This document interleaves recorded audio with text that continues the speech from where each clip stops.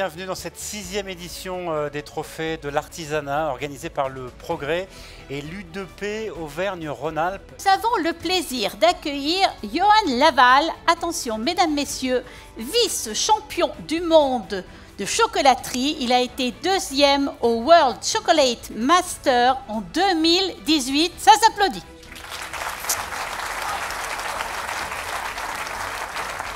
Parce qu'ils ont du mal à recruter, ils ont du mal à trouver des matériaux, des matières premières pour exercer leur savoir-faire, leur art.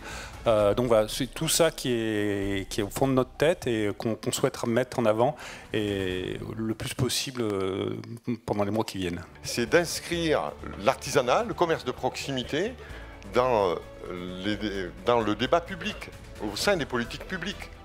Il faut que nos décideurs soient bien en phase avec la nécessité de la rentabilité qu'on va avoir au sein de nos entreprises. Notre raison d'être, c'est ensemble, écouter et agir. Donc ça rejoint bien entendu tout ce que vous faites tous les jours. C'est Aline Gros-Arnoudon. Pour avoir une entreprise, même si je suis encore une petite entreprise, mais il faut aussi être très bien accompagné. Et vous l'êtes, très bien. Je le suis. Bravo. Merci. Bravo.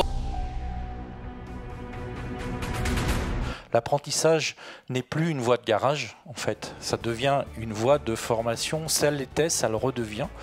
Et 70% des personnes qui sortent d'apprentissage sont en CDI. Donc c'est vraiment une voie d'insertion qui est extraordinaire. Le lauréat est Cyril Clément. Le recrutement est compliqué en ce moment, mais on s'y attelle et on espère grandir encore un petit peu, voire beaucoup, durant les prochaines années. Vous êtes artisan et la première syllabe de votre nom, c'est le mot art.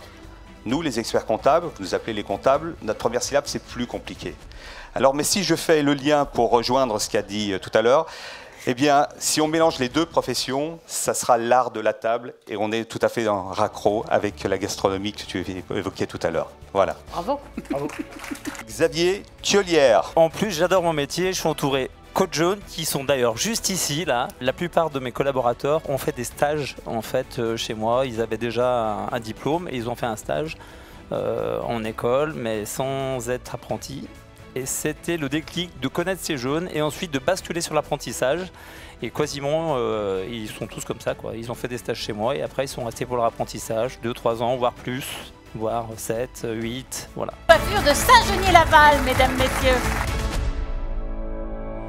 On doit être là, on doit accompagner ceux qui en ont le plus besoin et ceux qui en ont le plus besoin, ce n'est pas obligatoirement ceux qui ont des services RH à disposition. Et donc c'est vraiment d'avoir des conseillers qui puissent vous accompagner dans le cadre de vos recrutements. Olivier Courbou.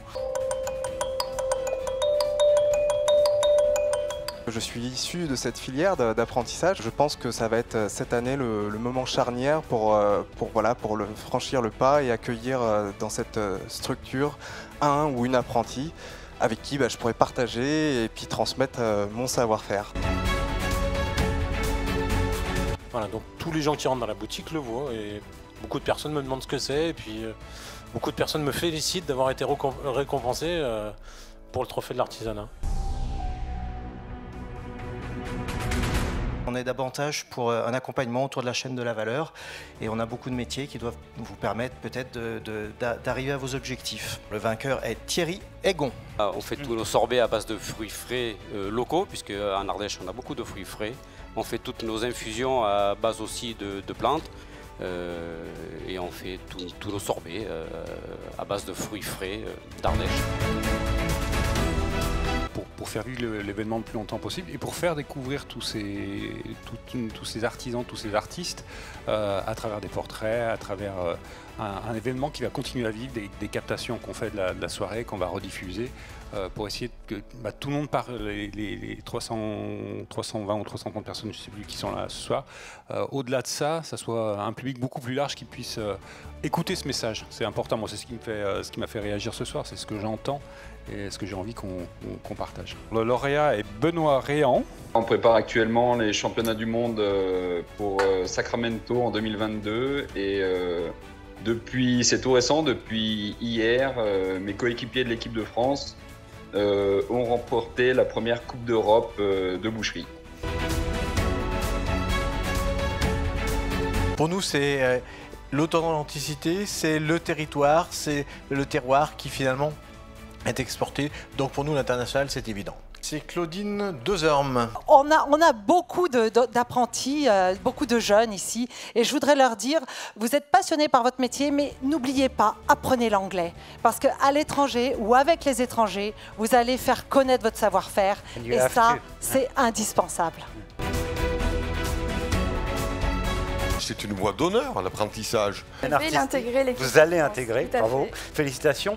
Mon père m'a réussi à me transmettre la passion pour le métier de coiffure. L'apprentissage, ça permet d'acquérir beaucoup d'autonomie rapidement, surtout quand on est bien suivi par des professionnels qui nous donnent toutes leurs valeurs qu'ils ont apprises aussi, toutes leurs techniques. J'aimerais bien aussi transmettre mon travail en embauchant des apprentis. La désosse, la pluche, le ficelage et la vente aussi.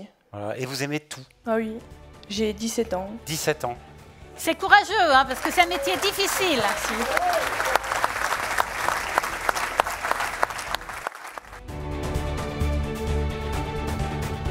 L'expert comptable, c'est vraiment l'interlocuteur privilégié de l'artisan que vous êtes.